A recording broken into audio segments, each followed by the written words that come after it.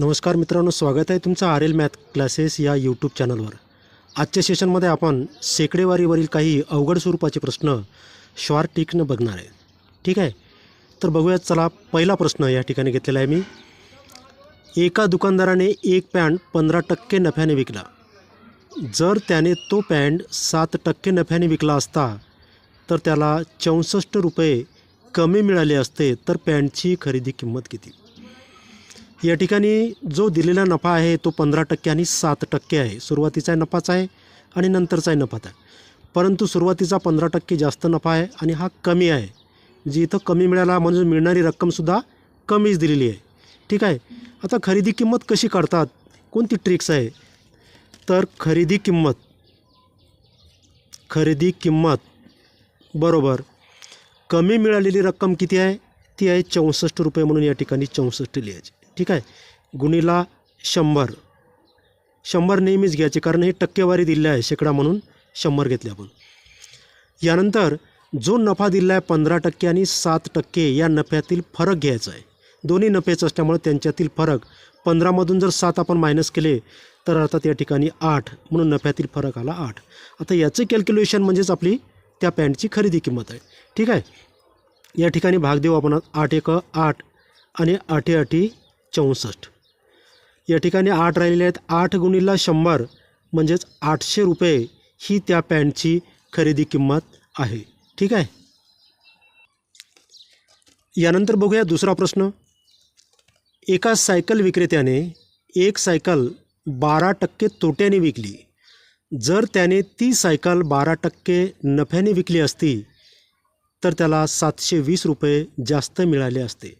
प्रश्न सॉल्व करत असताना किंवा कोणता प्रश्न सोडवत असताना काय दिलेलं आहे ते अगोदर रीडिंग करणं फार महत्त्वाचं आहे।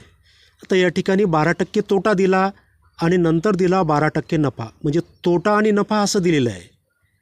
तर तेव्हा खरेदी किंमत कशी काढतात ते बघू आपण। खरेदी किंमत बरोबर, आता या ठिकाणी 720 रुपये त्याला जास्त मिळाले आहे। जास्त असेल किंवा कमी असेल ती रक्कम अगोदर लिहून घ्यायची। 720 गुणिला 100 आणि छेदामध्ये काय घ्यायचं आता? तर अगोदरच्या प्रश्नामध्ये आपण यांचा फरक घेतला होता, कारण दोन्ही नफेच होते, परंतु इथं 12% नफा आहे आणि 12% तोटा दिलेला आहे, म्हणजे नफा आणि तोटा आहे। तर अशा वेळेस त्यांची बेरीज घेत असतात। मग 12 आणि 12 किती होतात? तर 12 अधिक 12 म्हणजे 24 होतात। ठीक आहे, आता 24नं जर आपण या ठिकाणी भाग दिला तर 24 एक 24, 24 त्रिक 72 होते आणि या 720वरचा एक 0 या ठिकाणी देऊन टाकायचा। ठीक आहे, तर आता शिल्लक काय? मग 30 गुणिला 100 म्हणजेच 3000 रुपये ही त्या सायकलची खरेदी किंमत असेल। यानंतर बघूया थोड्या वेगळ्या स्वरूपाचा प्रश्न।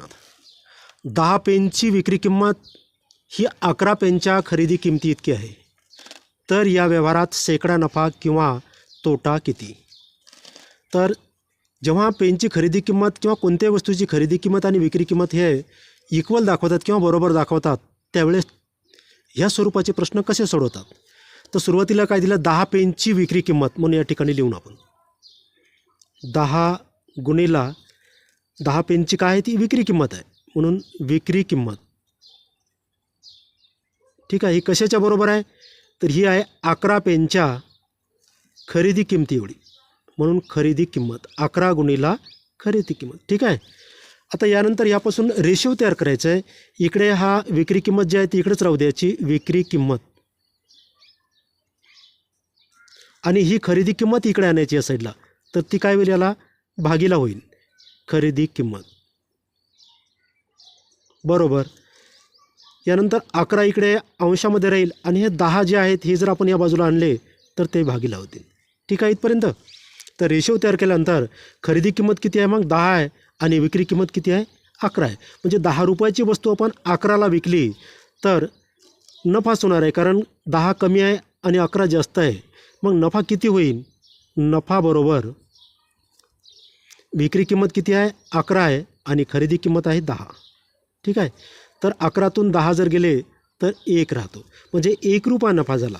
पण आपल्याला विचारला आहे शेकडा नफा, म्हणून शेकडा नफा बरोबर ₹1 नफा झालेला आहे, पण तो कितीवर झालेला आहे? 10वर झालेला आहे. 10वर जर ₹1 नफा होत असेल तर 100वर किती होईल? म्हणून 100नं गुणूयाला. 1 1 0 कट करायचा.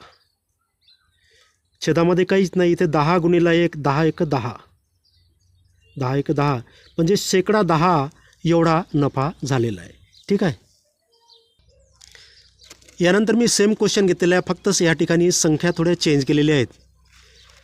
25 पुस्तकांची विक्री किंमत ही 30 पुस्तकाच्या खरेदी किमती इतकी आहे, तर या व्यवहारात शेकडा नफा किंवा तोटा किती झालेला आहे? काही अवघड नाही, आत्तासारखाच सेम क्वेश्चन आहे. तर या ठिकाणी आपण 25 पुस्तकांची काय विक्री किंमत आहे, म्हणून 25 गुणिला विक्री किंमत